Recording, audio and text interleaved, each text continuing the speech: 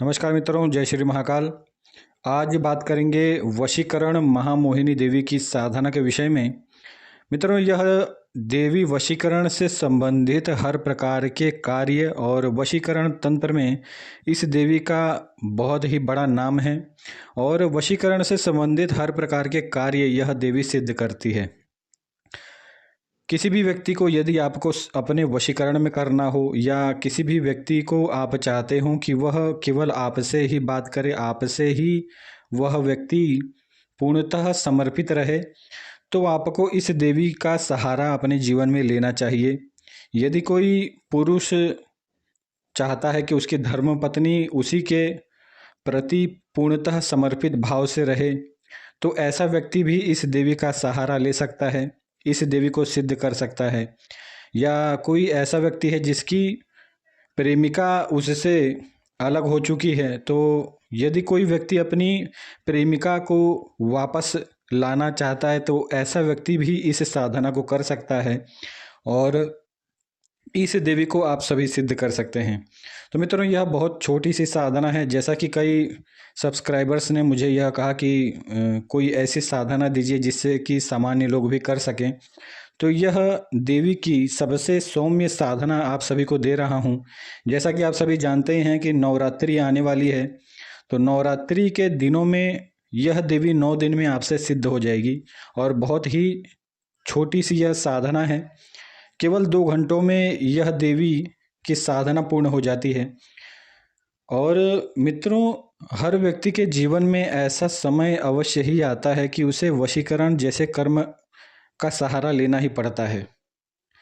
किसी व्यक्ति के जीवन में उसका बॉस यदि उसे बहुत परेशानी देता हो, या आप किसी प्रकार की नौकरी करते हैं और आपका जो बॉस है वहाँ पर वह आपसे हमेशा नाराज रहता है, तो ऐसे व्यक्ति भी इस साधना का सहारा ले सकते हैं।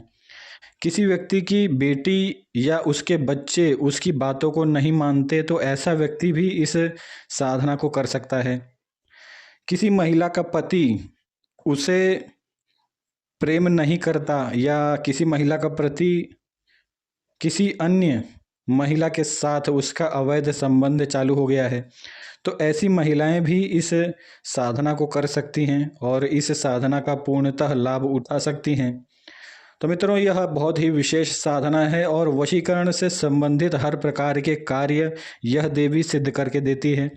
एक बार सिद्ध हो जाने पर आप जिस किसी भी व्यक्ति को अपने वश में करना चाहते हैं, उस व्यक्ति को केवल आपको स्मरण करके इस देवी का मंत्र जाप चालू कर देना होता है, तो वह व्यक्ति निश्चय ही आपके वश में हो जाता है।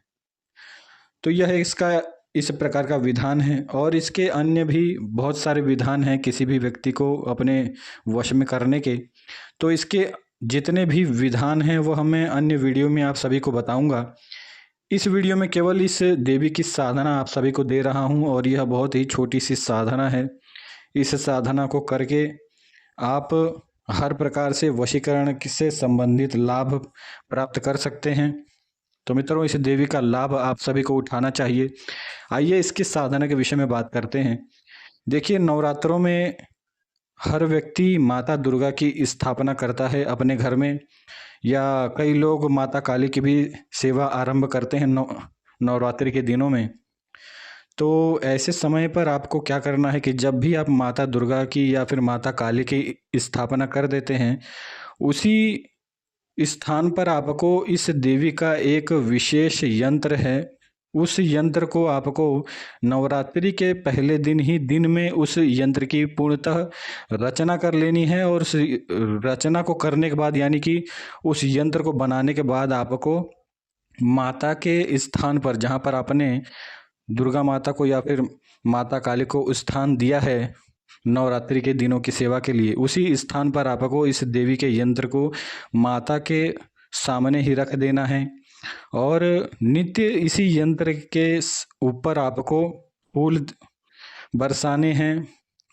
अष्टगंध से इस यंत्र के ऊपर टीका करना है और जितनी भी साधना पद्धति में पूजा पाठ की जाती है वह सभी क्रियाएं इस यंत्र के सामने आपको करनी है। और नित्य एक घी का दीपक आपके पूजा स्थान पर हमेशा जलना चाहिए और एक तिल के तेल का अन्यथा सरसों के तेल का दिया हमेशा आपके साधना स्थान पर जलते रहना चाहिए। आप चाहें तो अखंड दीपक जब आप रखते हैं तो उसमें थोड़ा सा सरसों का तेल आप डाल दें, तो आपकी साधना में आपको निश्चय ही लाभ प्राप्त होता है।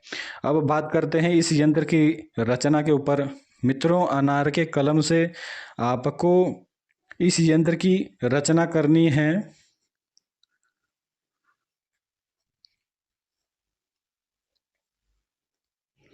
भोजपत्र पर आपको अनार की कलम से इस यंत्र को पूर्णतः बना लेना है।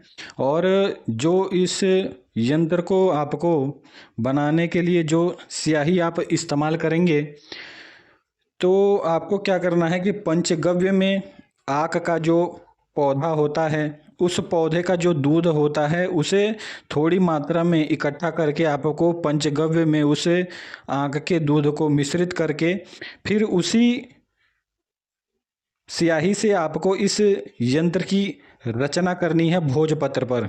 अब इस प्रकार से रचना करने के पश्चात जो देवी का गुप्त मंत्र है, जो कि आपको वीडियो में ही मिल जाएगा, उस मंत्र को पढ़ते हुए इस यंत्र की रचना करनी है और इसके बाद आपको माता के सामने उसी यंत्र को स्थापित कर देना है और 9 दिन तक उस यंत्र की पूरी विधि विधान से उस यंत्र की आपको पूजा पाठ करनी है। और नित्य पूजा पाठ करने के बाद आपको 51 माला मंत्र जाप करना है इस देवी के तांत्रिक मंत्र का।